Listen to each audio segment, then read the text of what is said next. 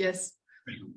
Okay, from my right, we have Raphaël Poncy of Eurocom, Nathalie Pernel, Professor Nathalie Pernel of University Paris 13, Sandra Bringuet, Professor Sandra Bringuet of the University Paul Valéry, Montpellier.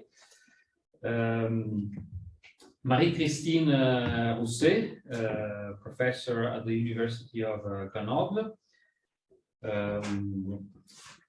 Harald Zack from the Karlsruhe Institute of Technology. Catherine Farron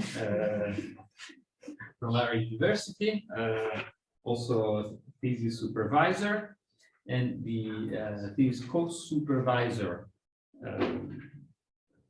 Franck Michel, also from our university, and myself, I'm Andrea Tettamanzi, also from this university.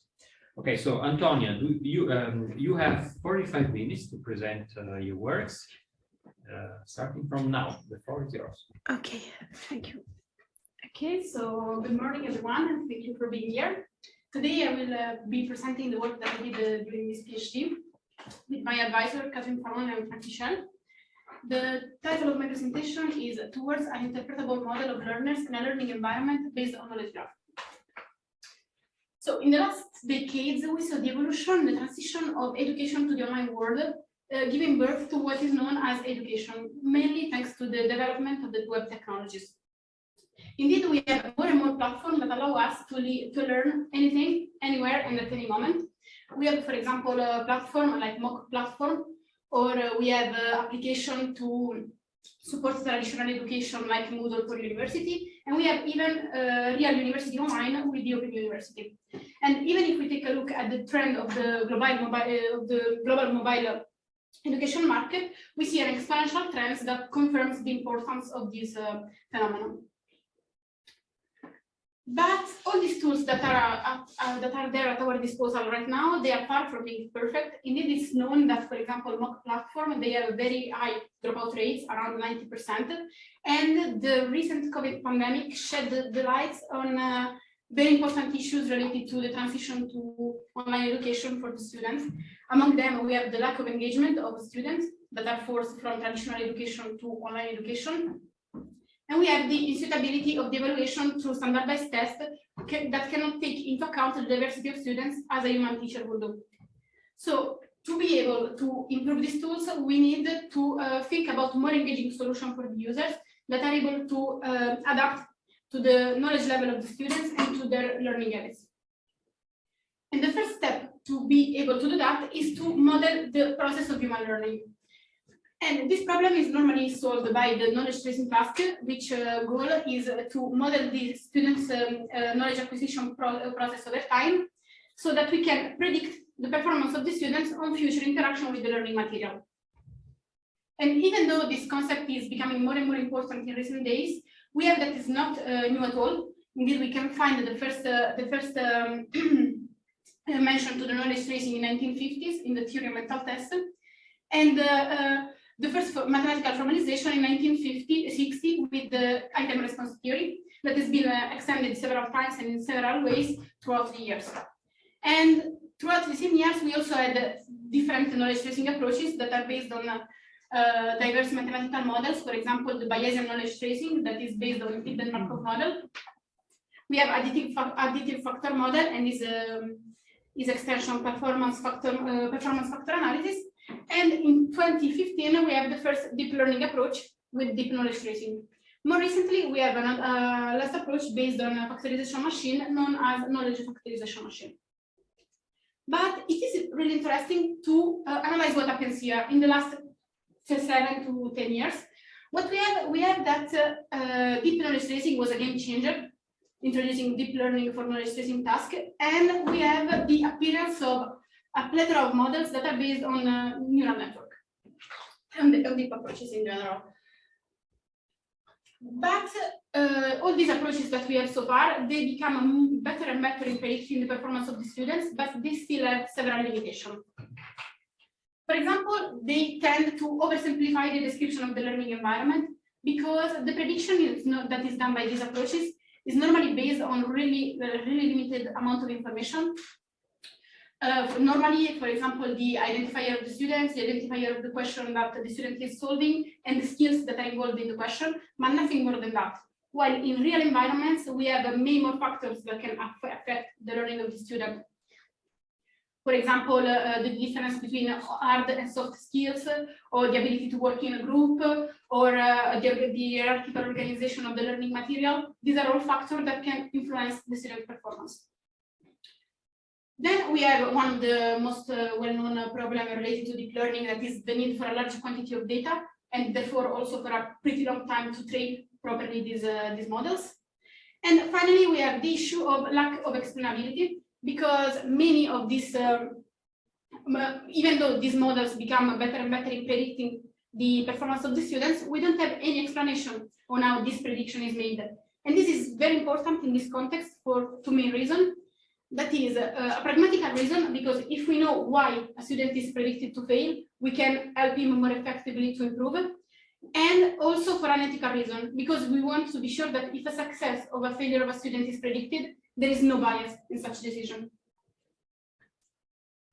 So these are issues that are strongly related to deep learning, and that they are therefore faced also in other scenarios that you use deep learning, not only in knowledge tracing related scenario.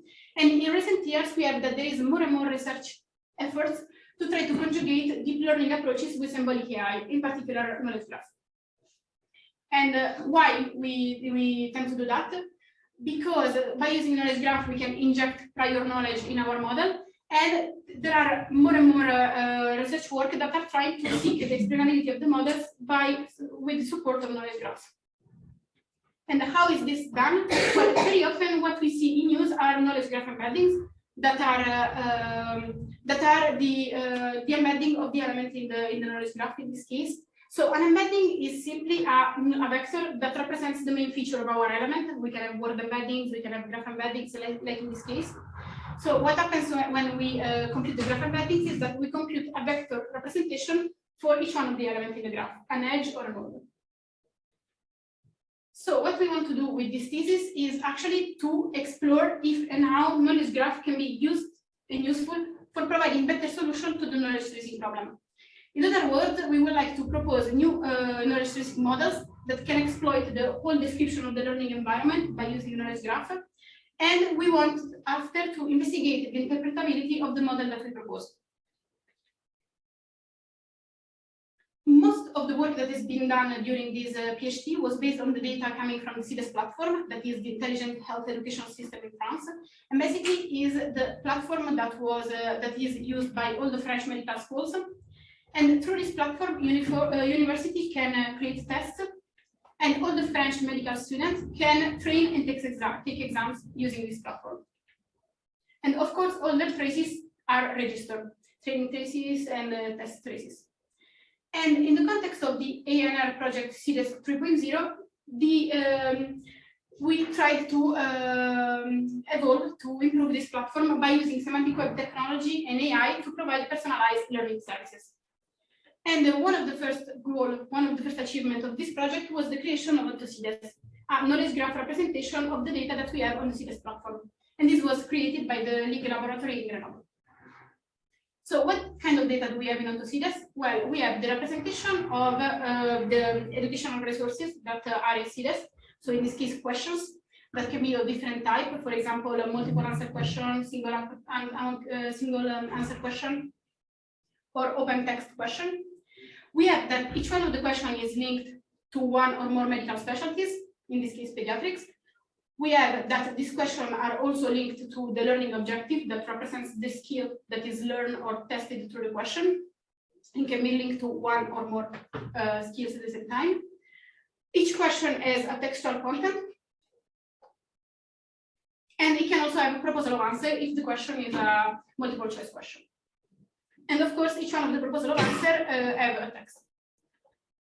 On the other side, we also have the representation of the students that are registered to the CDES platform. So we have that the students normally are enrolled in a specific university and in a training. In this case, for example, the 6th year of medical studies.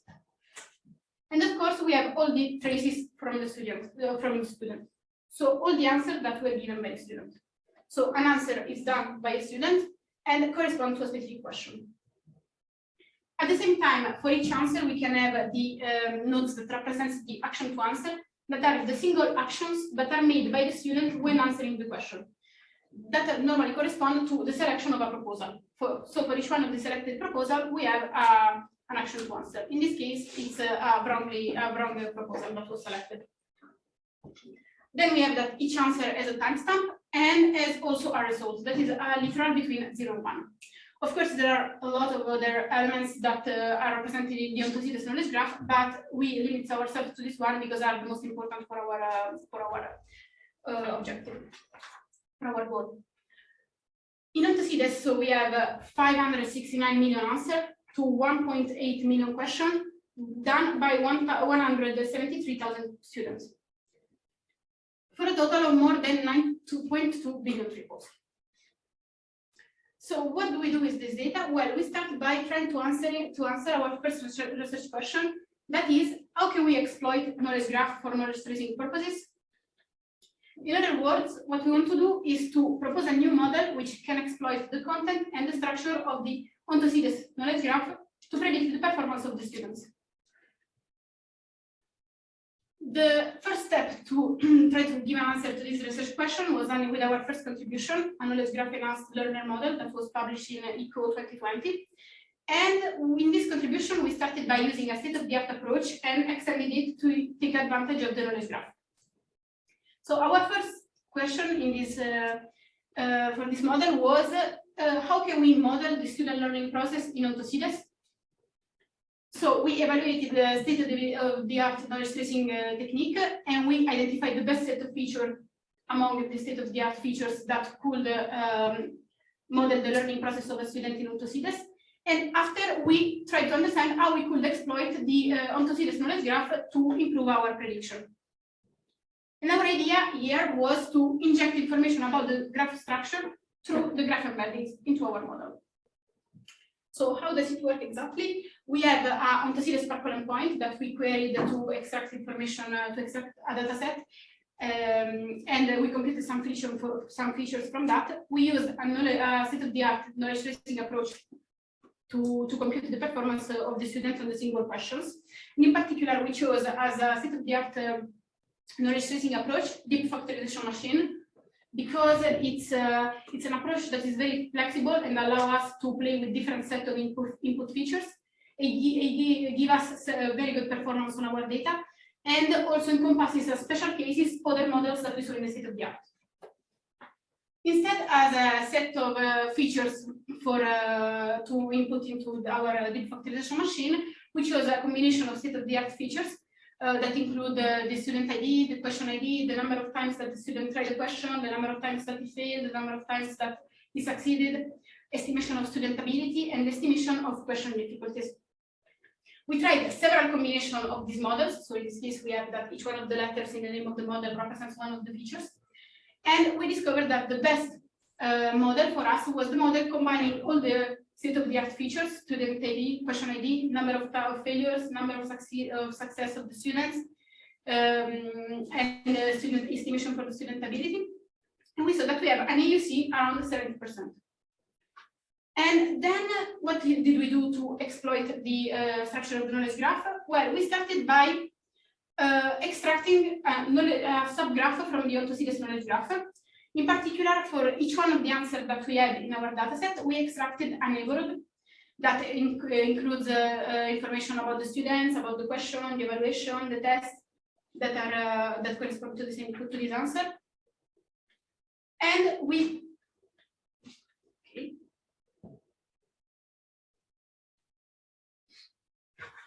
my PowerPoint decided that it doesn't want to work anymore.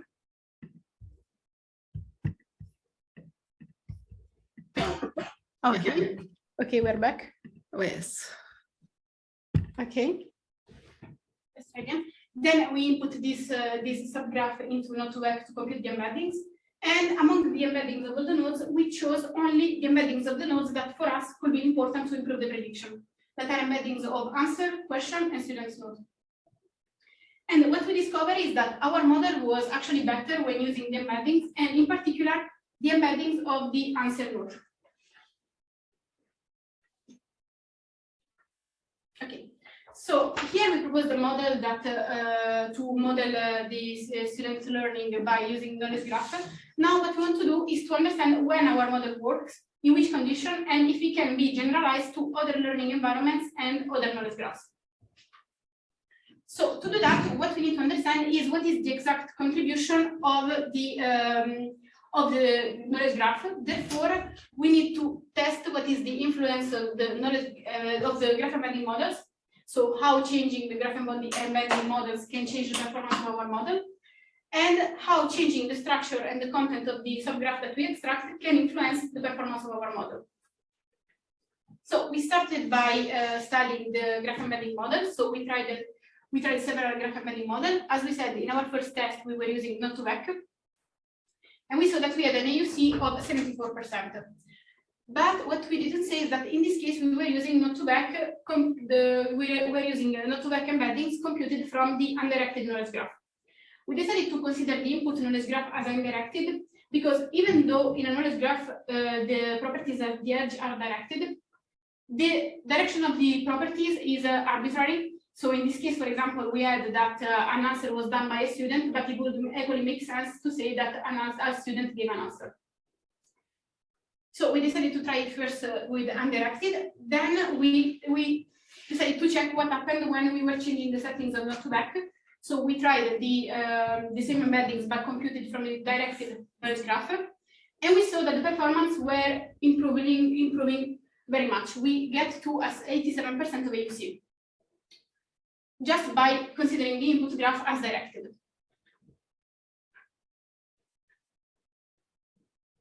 Wow. I think that my PowerPoint doesn't really want to collaborate. Okay, after we went on and trying to use a knowledge graph specific embedding model, like for example RDF2Vec, and we saw that by using this kind of model, our performance were very low. We have 72% AUC. And all these models are all models based on random walks. So what we thought was that we could try to use different models, different knowledge graph embedding models that are based on other mathematical basis. So for example, we tried models based on factorization, like Rescal, Dismalt, and Complex. And we saw that the performance of this model were not better. Actually, they were even worse. So adding the embeddings was not helping the prediction at all. And we tried with models based on translation. So we tried with Trans-C, and we saw that with Trans-C, instead, our performance was improved. The prediction was way better, reaching levels very close to the one on Node2Vec in directed settings. And we tried also with an extension of Trans-C, that is Transfer, that instead was not giving us good performance, around 70% AUC. So from this, we can see already how all the different models capture different kind of information from the graph embeddings, because from the exact same knowledge graph, we have completely different performance, but it's not clear yet why this is it, but we will discover that with our next research question. After we focused on understanding what is the contribution of the content and the structure of the knowledge graph, so we take a look at the knowledge graph that we extracted for each one of the answers, and we see that we have nodes in the neighborhood of each answer. We have nodes representing the question, we have the students, we have information about the related learning objective. But what we notice also is that we have a node here that represents an action to answer. So this node here represents a single action that is made by a student when answering the question. That means that if we are trying to predict the performance of the answer, the success of the answer, we should not know what are the actions performed by the students while answering. So this is clearly an issue.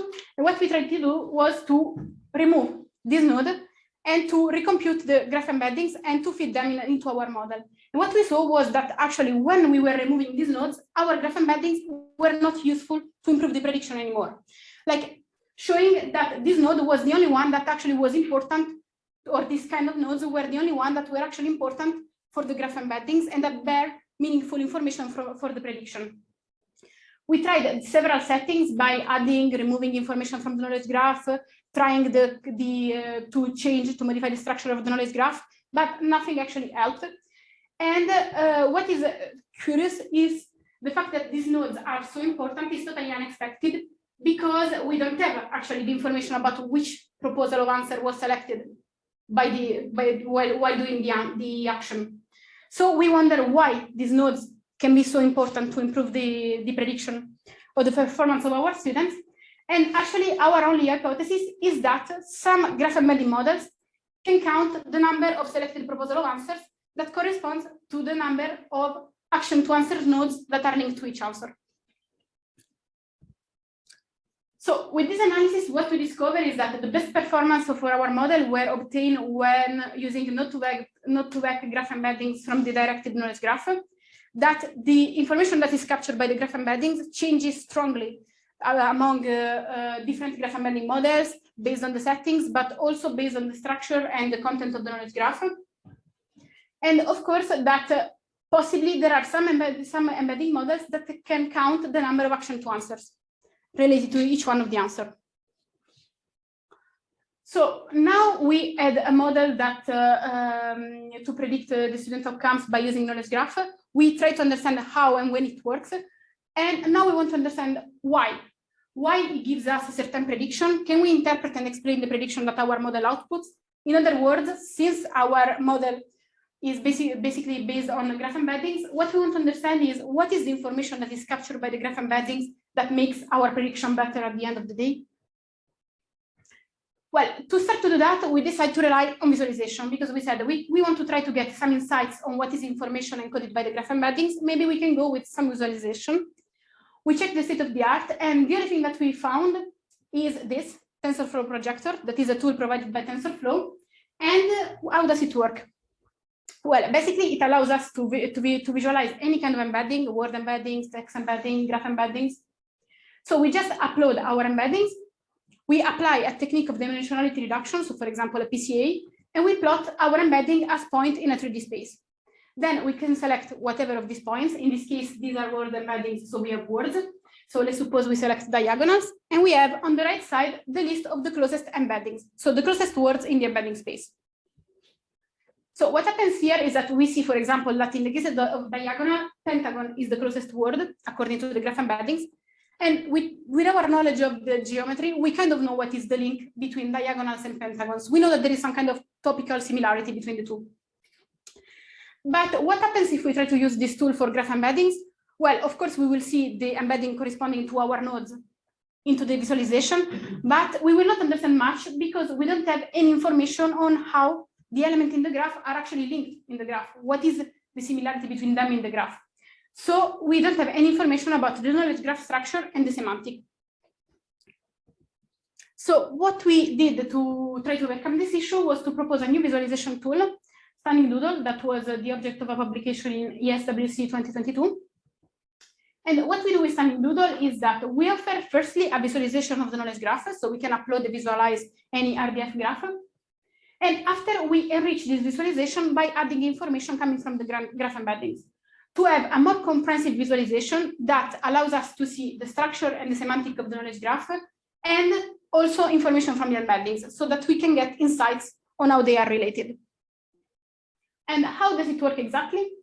Well, basically what happens is that we can upload our knowledge graph, we can upload our embedding and analyze each single node. So in this case, we analyze this node this node here, the one on top, the darkest one. And what is shown when a node is analyzed is the neighbor nodes in the embedding space. So the nodes that are the closest in the embedding space. And we have that the color gradient represents the distance in the embedding space. So we have that darker node are closer in the embedding space to the node that we are analyzing, and lighter nodes are further away in the embedding space.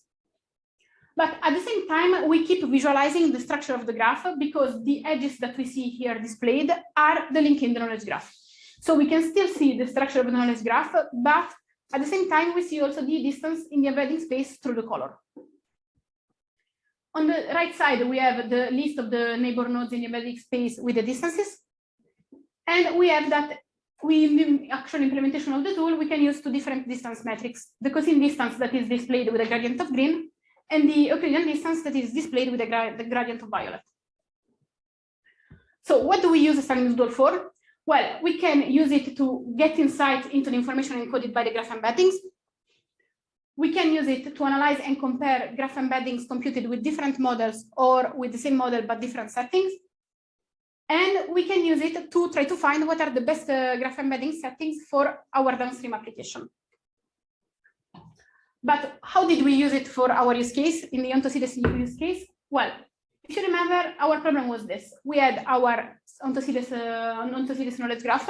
We were computing the embeddings from this knowledge graph, and we were using them to compute the performance of the students of a single question. And what we saw was that we were having a low AUC when we were using node-to-back embeddings computed from the undirected knowledge graph. And we were having a very high IUC when we were using the graph embeddings computed from node-to-back, but with the directed knowledge graph. So the question is why? Why these two different settings give us such different graph embeddings? And how are they different? Well, we try to discover this by using Standing Doodle. We upload our Ontocides knowledge graph, well, a subgraph of Ontocides on our Standing Doodle. Here we see a subgraph of what is uploaded. And we have, for example, that the gray nodes are the students, while the orange nodes are the answer, as it can be seen by the legend on the side. And we say that the node that we want to analyze is this node here in the middle, that is a student. This is a node that represents a student. So we decide to go on with the analysis, and we start by analyzing the embeddings computed from the undirected knowledge graph. What happens is that the nodes that we are analyzing is this one in the middle, is the darkest because it's the closest to himself, of course. And what we see straight away is that the closest nodes are nodes that are linked or at maximum 2 ops from our node. And in particular, they are all the answer given by the students and the action to answer that corresponds to the selected proposals when answering the question. So what we can see at first sight is that the neighbors nodes in the embedding space are the nodes that are directly linked in the knowledge graph or pretty closely linked, for example, maximum 2 steps in this case. But is this actually true? Well, if we go on with the exploration and we keep visualizing further parts of the graph, further nodes that are not necessarily close in the embedding space, what we find is that this is not exactly true, because what happens is that it is true that there are answers given by the students that are close in the embedding space, as they are in a gradient of violet, but there are also many other answers given by the same student that are not close in the embedding space. So we can say that the closeness in the knowledge graph is a parameter, but is not all of it. So in brief, what we saw is that most of the closest nodes in the embedding space are the answer given by the student. Not all the answers are close in the embedding space, though. But what happens if we do the same exact analysis for the same exact node for the embedding computed from the directed knowledge graph? We have a panorama that is completely different already at first sight. We see that there are no links. We have that the node that we are analyzing is always the same, student A1, 2, 3, 5. But in this case, the closest nodes in the embedding space are other students. All the nodes that are close in the embedding space are nodes of the same type, student. So what we can think, of course, is that the neighbors nodes in the embedding space are nodes of the same type. But is this actually true? Well, if we keep going on with the analysis of our graph and we keep exploring the graph by visualizing other nodes that are not necessarily close in the embedding space, for example, here we visualize this node in the middle, that is the university that is attended by the student. What we see is that this is not exactly true, because what happens is that the closest nodes to our student in the embedding space are yes student, but not only that, they are the student that attend the same university of our student. But at the same time, there are also other students that attend the same university that are not close in the embedding space. So here we can say that the closest nodes in the embedding space to our student node are other students. In particular, the ones that attend the same university are the closest among them, but not all the nodes that attend the same, not all the students that attend the same university are close in the embedding space. So in general, we can say from this analysis that in our case, graph embeddings from the undirected knowledge graph tend to capture the structural link between nodes, while the graph embeddings computed from the directed knowledge graph tend to capture semantic similarities between nodes, as we saw the type and the fact that students go to the same university. So we show how we could use signing Doodle to get insights into the information encoded by the graph embeddings. We analyze and compare two different graph embeddings, set of graph embeddings computed with different settings. But we saw that through this analysis, what we can get is just first insights on what is the information encoded by the graph embeddings. We can't really decode the information that is inside these graph embeddings. We can't know exactly what is the property that the graph embeddings are understanding, are capturing from the graph. And how do we do that? Well, we try to do that with probing task. That is a methodology that we published in Web Intelligence in 2020. And this is basically a methodology that allows us to do hypothesis verification. So the idea is that I cannot know from the embeddings what is the information that they encode, but I can have some hypothesis. I can, for example, hypothesize that the embeddings encode some kind of information. And through the probing task validation, we can decide if this hypothesis is true or false, if graph embeddings actually embed this kind of information or not. So more specifically, how does it work? Well, let's suppose we have this graph. This is the graph of the, this is a subgraph of Iago tree. That is a knowledge graph that represents general information, for example, famous people. And in this case, we have that the green nodes are instances of living people. And what we want to understand, what we want to check is if our graph embeddings are able to encode the information about the gender of the living people. So we take into consideration, for example, this node, Cecilia Roth, that is an actress. We know that in the knowledge graph, she's linked to this node that is Iago female, but we also know that she won a Best Actress award. So we are pretty sure that she's a female. How does it work to check this with the probing task? Well, we compute the graph embeddings from these nodes, and we suppose we can input them into a model that, given the embeddings, is able to predict the instances of Iago living people. And we get our results, in this case, female. So the question is, can I train such a model? Am I able to train a model that, just given as input the graph embeddings, is able to output the exact value for the property I'm looking for? If I can do this, it means that the property is actually encoded by the graph embeddings. And how does it work exactly? Well, we have our knowledge graph. We compute the knowledge graph embedding from this knowledge graph.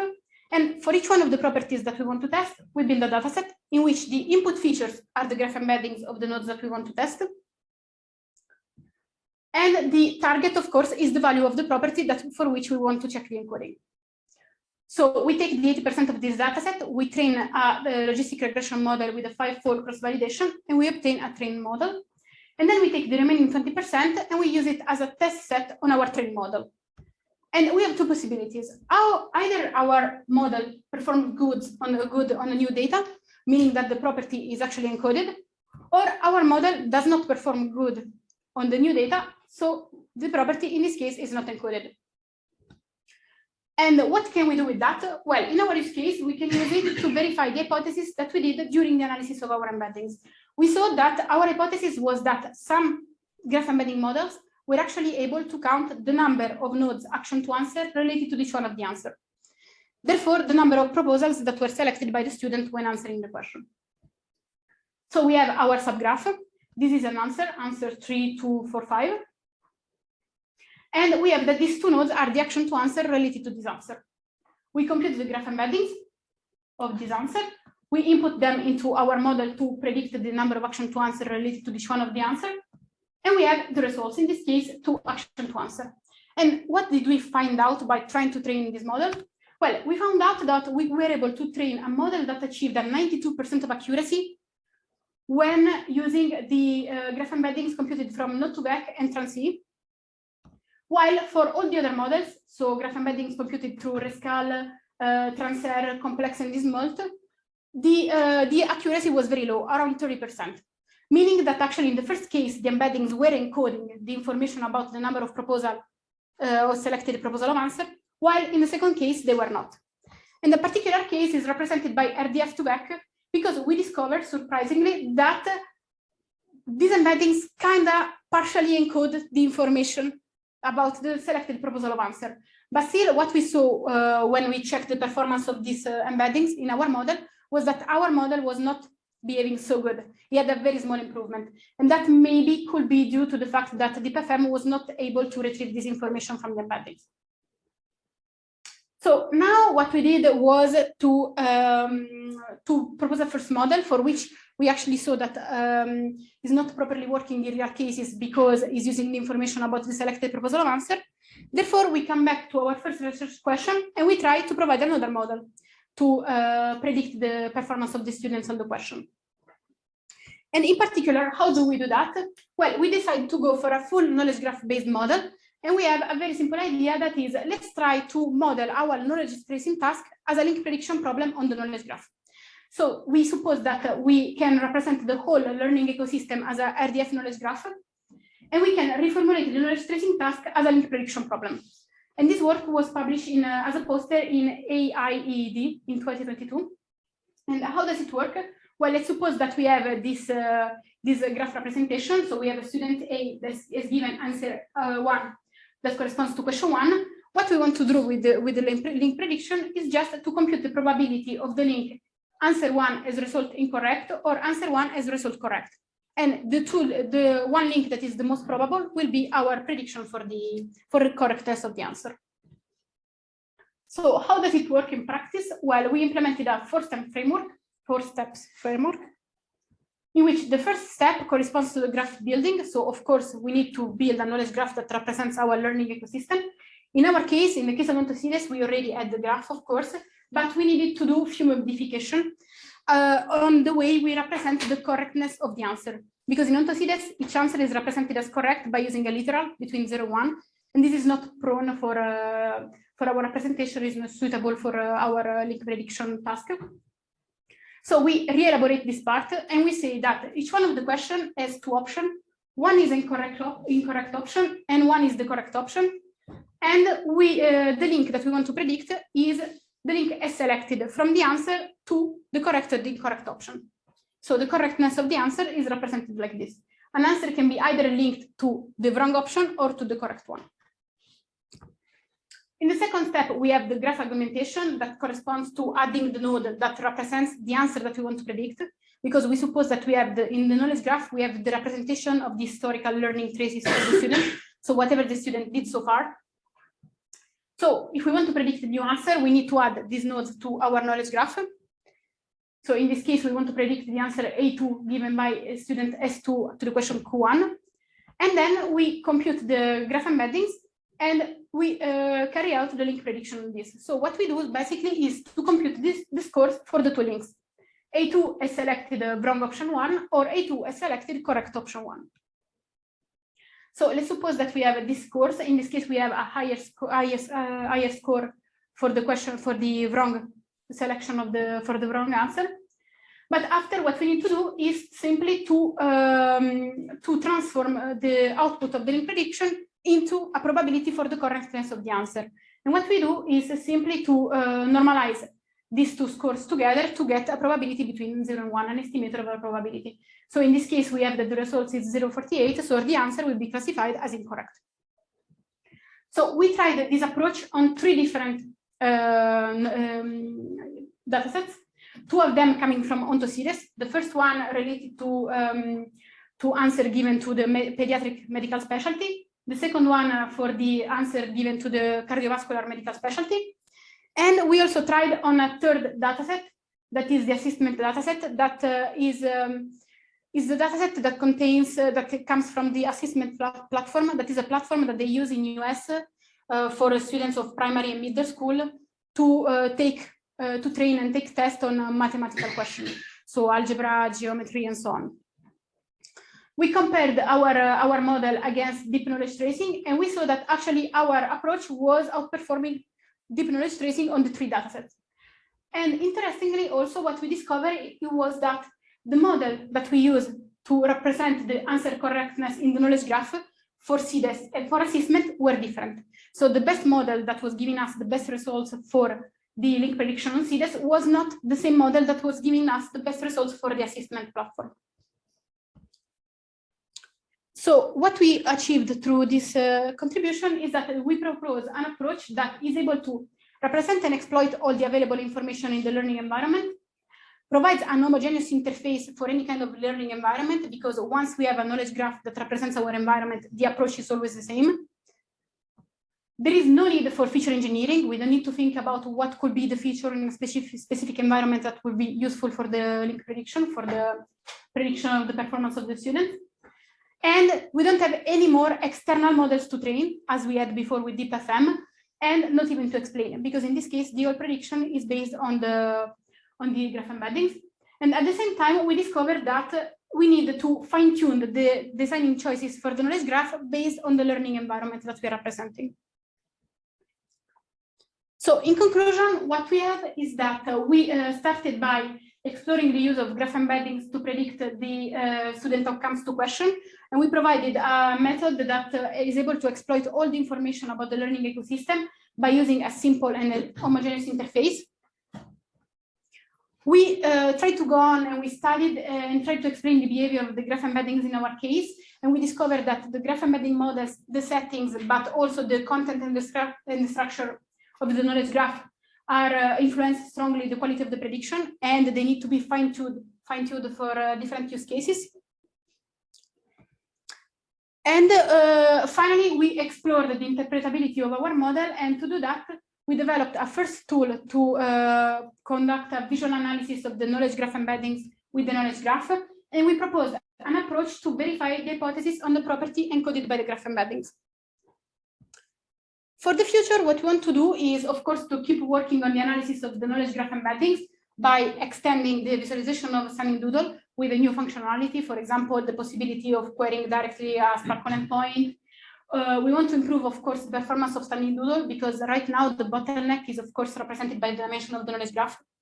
Because the biggest knowledge graph, the more time it takes to display it, and the more time it takes also to compute the distances between the embeddings. And we want also to provide a deeper analysis of the embeddings themselves. So, for example, being able to automatically identify some commonalities among nodes, and nodes that are close in the embedding space. We also want to keep working on the prediction of the students' outcomes. And in particular, we want to test our link prediction-based approach on other learning use cases. For example, the use case of TeacherMars. TeacherMars is a company that provides an application to train employees. So it's a very different learning context compared with Ontocides. We wanted to study the best knowledge graph designing choices for different learning contexts to be able to provide some guidelines on how to represent your learning, how to build your knowledge graph based on the learning context you are in. And we want to introduce and exploit temporal information in our knowledge graph, because temporal information is one of the main parameters for the performance of the students, and we are not taking into account right now. And as a long-term goal, the idea would be to explore how knowledge graph can be exploited for supporting global education in different ways. For example, to build a recommender system for providing the best learning resources to students, or also to, for example, build suggestion of student studying partners, or to build study groups, but also to suggest, for example, career path to students. Thank you for your attention.